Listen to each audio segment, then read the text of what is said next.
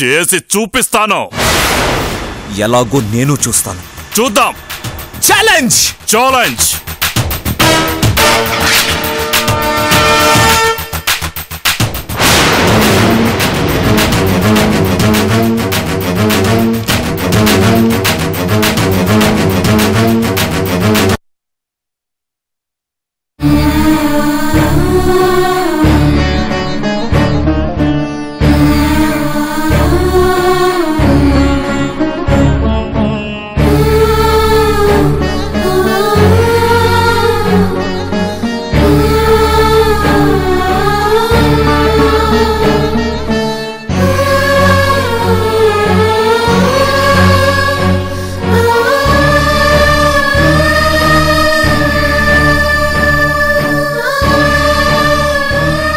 నాన్నా, అమ్మా, మీరిద్దరూ కలిసి నాకు తినిపించరా?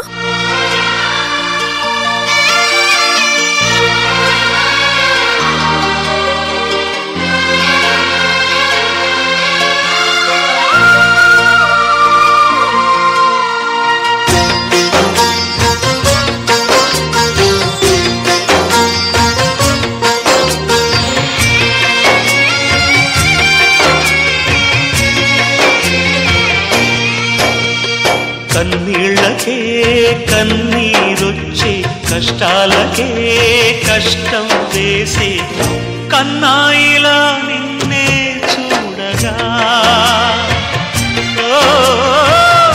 అన్నీ నువ్వై భారం మోయగా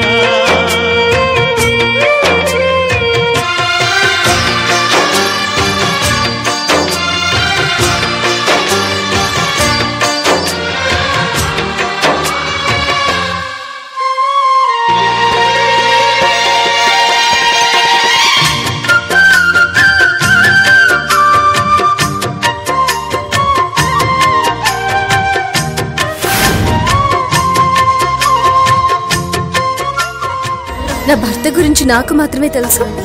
ఆయనకే నాకు మధ్య ఎటువంటి ద్వేషాలు లేవు. అతను నన్ను కొట్టినా తిట్టినా కారణం మా మధ్య తలెత్తిన సమస్య కాదు, కేవలం తనకి తన కుటుంబం మీదున్న ప్రేమ మాత్రమే అని చెప్పింది నాన్న.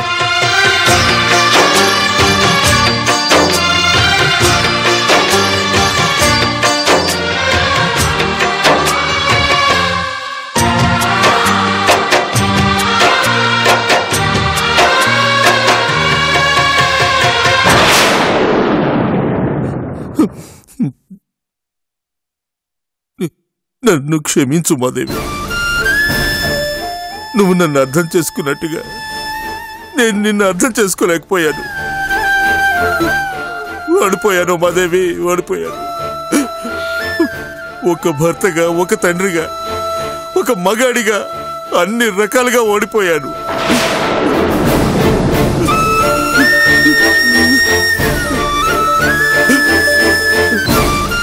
నేను ఎంతగా బాధపడుతున్నానో ఇప్పుడు నాకు అర్థమైంది.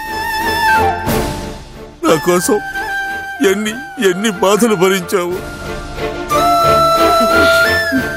నన్ను క్షమించు మాదేవి. నా కూతురు కోరుకున్నట్టే నువ్వు బాగుండాలి. నేను నిన్ను బాగా చూసుకుంటాను మాదేవి, చూసుకుంటాను.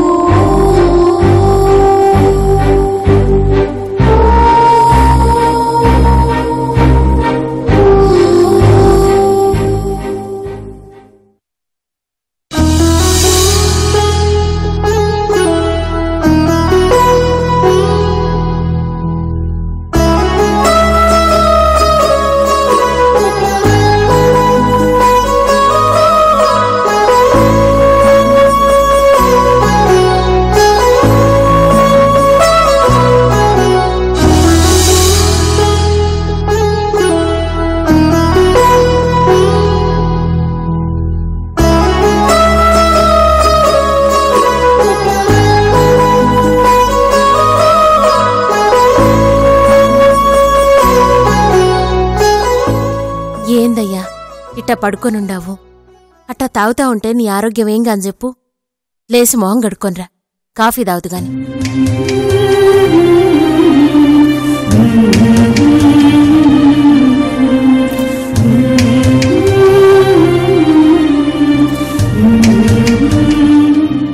ఉమాదేవి,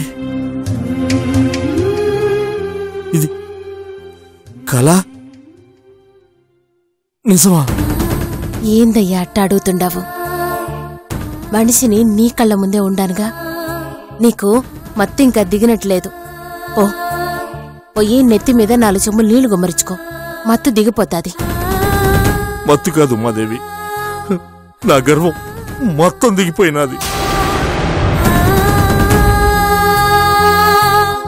నువ్వున్నప్పుడు నీ గురించి తెలుసుకోలేకపోయాను. కానీ నువ్వు దూరం అయినాక నీ విలువ ఏందో తెలిసినది.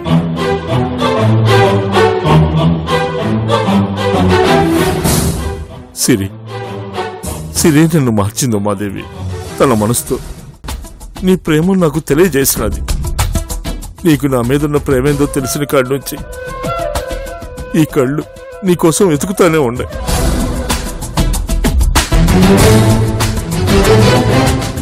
నువ్వు కనపడక ఎంత విలువిల్లాడానో తెలుసా? నన్ను వదిలి ఎక్కడికి పోయినావు ఉమాదేవి?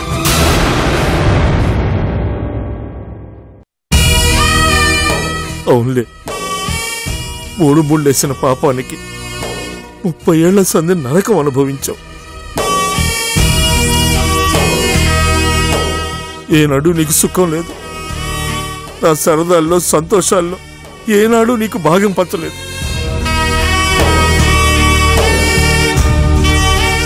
కనీసం ఒక మనిషికిచ్చే గౌరవాన్ని కూడా నీకివ్వలేదు.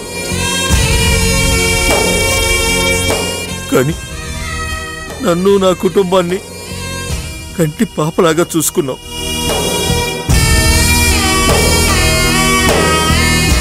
నిన్ను ద్వేషించిన దానికంటే రెట్టింపు ప్రేమించావే తప్ప ఏనాడు ఇంత కోపాన్ని నా మీద చూపలేదు.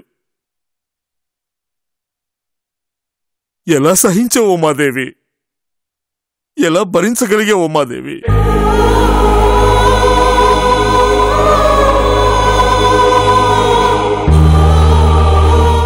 ఇదే చేత్తో ఎన్నోసార్లు కొట్టాను.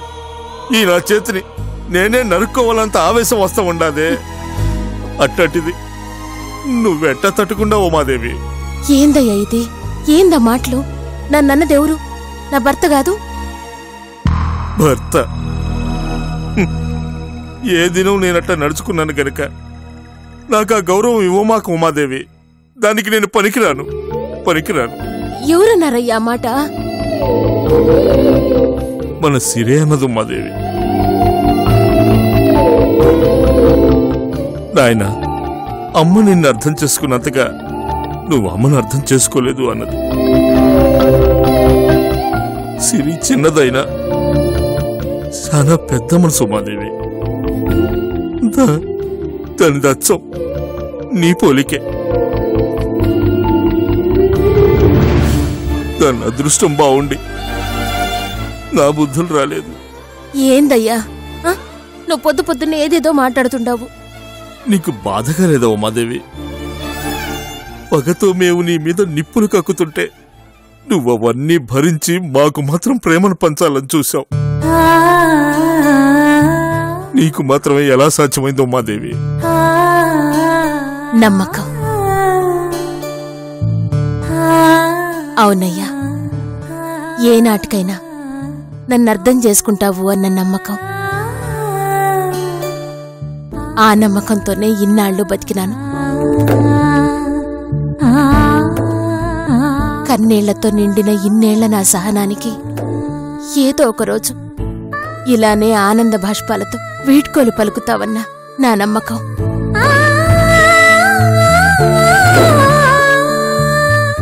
అది నా ఇంటి వాకిట్లో నిలబడి అడిగే రోజు ఇంత తొందరగా వస్తాదని నేను ఊహించనే లేదయ్యా. నీ నమ్మకాన్ని ఇప్పటికి కూడా నిలబెట్టుకోలేకపోతే నా బతుక్కే అర్థం లేదు ఉమాదేవి. నన్ను క్షమించమని అడగటానికి మొహం చాలట్లేదు. నా పశ్చాత్తాపాన్ని ఎలా తెలియజేయాలో అర్థం కావట్లేదు. నన్నేం చేయమంటావు ఉమాదేవి? ఏం చేస్తే నేను చేసిన పాపం కడిగేసుకోగలను? చెప్పు ఉమాదేవి, చెప్పు.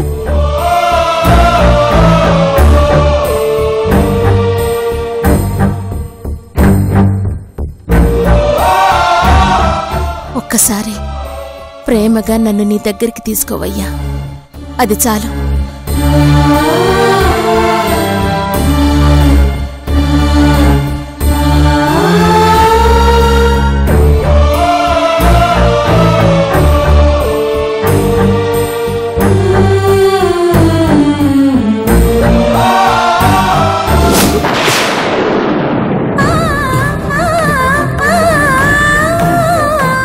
ఉమాదేవి, ఉమాదేవి, ఉమాదేవి, ఉమాదేవి.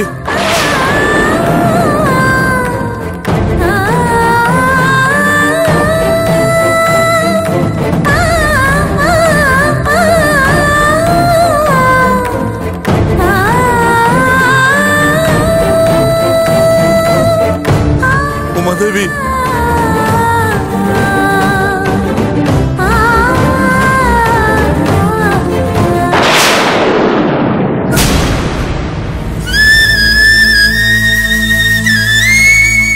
ఉమాదేవి, ఉమాదేవి.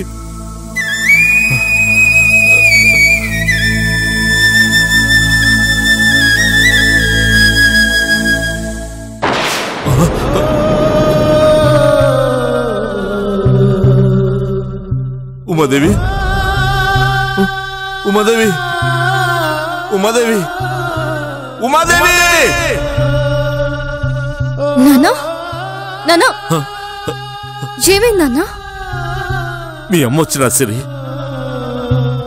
నా ఉమాదేవి వచ్చినది, నా కోసం వచ్చినది. నాన్నా, అమ్మ హాస్పిటల్లో ఉంది కదా నాన్నా?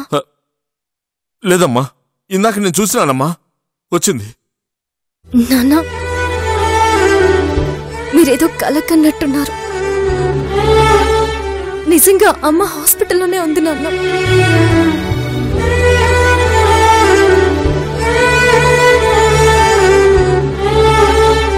పదండి నాన్న, పదండి.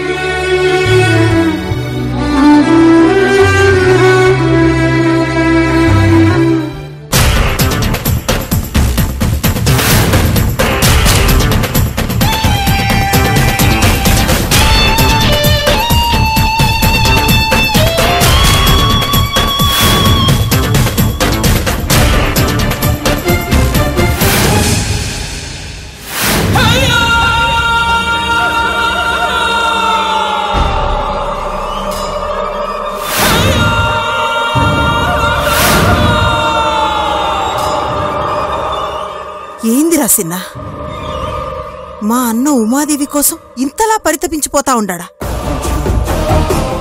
ఇంతలా మారిపోయినాడా? కలలు కనడం ఏందిరా?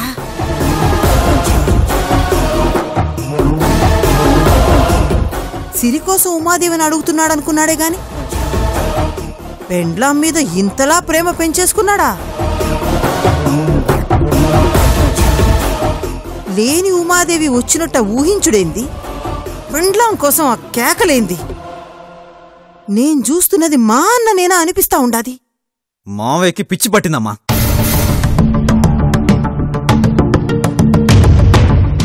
అత్త పిచ్చి పట్టింది. అత్తను ఒక మనిషిగానే చూడని మావయ్య అదే అత్త కోసం ఈరోజు ఏడుస్తూ కలవరిస్తున్నాడంటే ఆయన పూర్తిగా మారిపోయాడమ్మా.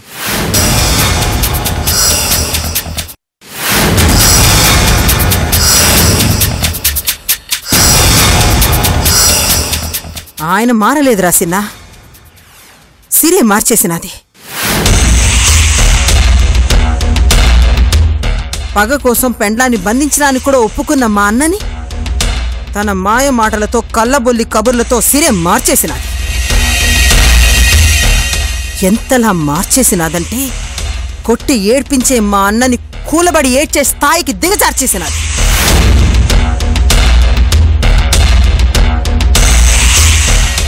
నా ఉనికి మా అన్నరా.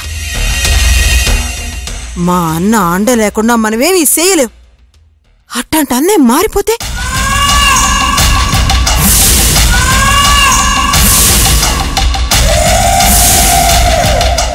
కష్టం రాసిందా. అన్న మన చెయ్యి దాటిపోకుండా చూడాలి. అన్నను మళ్ళీ మన దారిలోకి తెచ్చుకోవాలి. ఆల్రెడీ మీ అన్న చెయ్యి దాటిపోయాడమ్మా.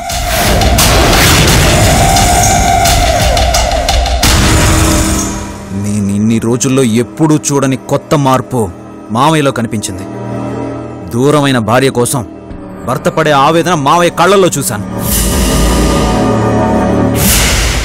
ఒక చెల్లిగా నిన్ను ఎంత అభిమానించాడో అంతకు 1000 రెట్ల అభిమానాన్ని భార్య మీద పెంచుకున్నాడు.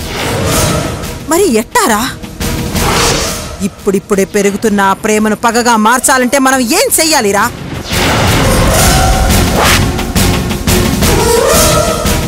ఏదో ఒకటి చెయ్యాలిరా. ఆ సిరి గెలవకూడదు. ఈ ఇంద్రాణి సావునైనా భరిస్తుంది కానీ ఓటమిని ఒప్పుకోదురా. అది జరగాలంటే మీ అన్న మళ్ళీ మన దారిలోకి రావాలమ్మా. ఎట్టారా? సమయానికి అమ్మ కూడా లేదురా. అమ్ముంటే ఇట్టా జరగనిచ్చేది కాదురా. సిరి పెండ్లి విషయంలో అన్న ఏం ఆలోచిస్తున్నాడో నాకు అర్థం కావట్లేదురా. ఉమాదేవి వస్తే గానీ పెండ్లి జరగదు. కానీ ఆ ఉమాదేవి యాడుందో మనకు తెలియట్లేదు కదరా. మా అన్నేమో ఉమాదేవి కోసం కలలు కంటూ ఇల్లంతా తిరుగుతా ఉన్నాడు. అసలంత తేలిగ్గా ఎలా మారిపోయినాడురా మా అన్న? నాకీ ఆలోచన రానిలేదురా సిన్న. లేదంటే ఆ సిరి వేసే ఎత్తుగడల్ని సిత్తు చేసి పారేసేదాన్ని. జరిగిపోయిన దాని గురించి ఇప్పుడెందుకమ్మా? ఇప్పుడేం చేయాలో అది ఆలోచించు. నేను దాన్నంత సులువుగా వదిలిపెట్టను రాసినా. అది వాళ్ళ నాన్ననైతే మార్చగలిగిందేమో గాని నేను దాని నుదుటి మీద రాసిన రాతను మాత్రం మార్చలేదురా.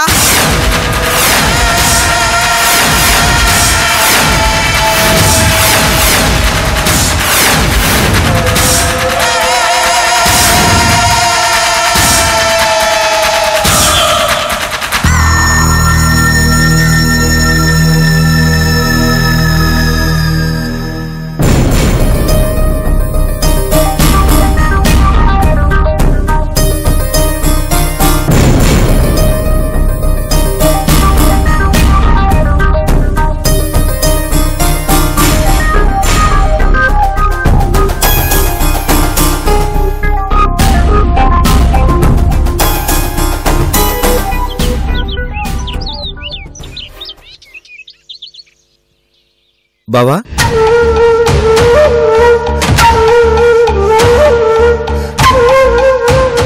ఇంకా నాన్న అన్న దాని గురించి ఆలోచిస్తున్నావా? నాన్న ఎంతలా ఫీల్ అయి ఉంటే ఆ మాటలు తన నోటి నుండి వచ్చుంటాయో ఆలోచించు. వైషు పెళ్లి కదా బావా, అందుకే నాన్న అంత సీరియస్గా రియాక్ట్ అయ్యాడు. నేను కూడా వైషు పెళ్ళని రియాక్ట్ అయ్యాను సంజు.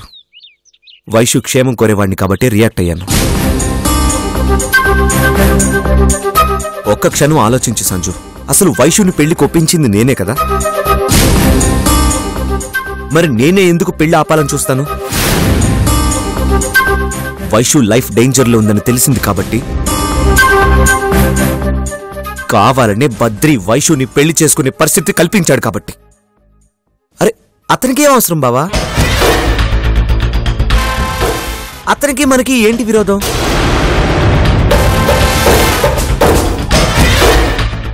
పోనీ నువ్వు నమ్మిందే నిజం అనుకున్నావు అనుకో, ఏ రకంగా బద్రి చెడ్డవాడనేది ప్రూవ్ అవ్వాలి కదా. అవ్వలేదే. అవుతుంది సంజు. వైషు మెడలో తాలి కట్టే ఒక్క క్షణం ముందేనా ఆ బద్రి చెడ్డవాడని ప్రూవ్ చేస్తాను. బావా, నువ్వు తప్పు చేస్తున్నావేమో అనిపిస్తుంది. నీకెవరో రాంగ్ ఇన్ఫర్మేషన్ ఇచ్చుంటారు, అందుకే నువ్వు కన్ఫ్యూజ్ అయ్యి మమ్మల్ని కన్ఫ్యూజ్ చేస్తున్నావు. నేను కన్ఫ్యూజ్ అవడం లేదు, క్లారిటీగానే ఉన్నాను. ఆ విషయంలో మీ అందరికీ కూడా క్లారిటీ చూపిస్తాను.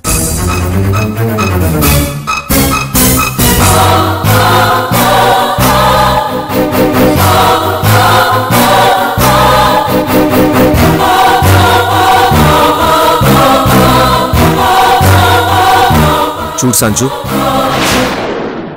మావయ్య నన్ను అపార్థం చేసుకుని ఉండొచ్చు, కానీ నా మీద అతనికి ఇంకా ఓ మూల నమ్మకం మిగిలింది. కాబట్టి అంత కోపంలో ఉన్నా కూడా వైషు పెళ్లి జరిగేలోపు బద్రిని చెడ్డవాడిగా ప్రూవ్ చేయమని నాకు ఒక ఛాన్స్ ఇచ్చాడు. అది చాలు నాకు. నిన్ను చూస్తే భయమేస్తుంది బావా. ఈ విషయంలో ఇంకెన్ని ప్రాబ్లమ్స్ వస్తాయో అనిపిస్తుంది. ఆల్రెడీ ప్రాబ్లమ్స్ వచ్చాయి. ఇప్పుడు ఆ ప్రాబ్లమ్ సాల్వ్ చేయాలన్నదే నా తపన. అది నా బాధ్యత కూడా. మావయ్య నన్ను కన్న కొడుకు కంటే ఎక్కువగా చూసుకున్నాడు. ఆయన రుణం తీర్చుకోవడానికి నేను ఏమైనా చేస్తాను, ఎంతకని తెగిస్తాను. నువ్వు నా గురించి ఆలోచించి నీ మనసు పాడు చేసుకోకు. నువ్వు వైషు పెళ్లికి రెడీ అవ్వు, నేను ఆ బద్రిగాడి పతనానికి రెడీ అవుతాను.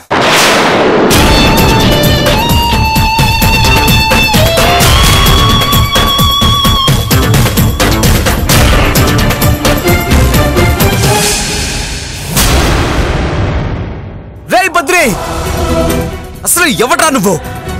ఏం కావాలి? నువ్వు చేసే పనులు చూస్తుంటే ఈ ఆస్తి, వైషుతో పెళ్లి, ఇది మాత్రమే నీ టార్గెట్ అనిపించట్లేదు. ఏంట్రా నీ మోటివ్?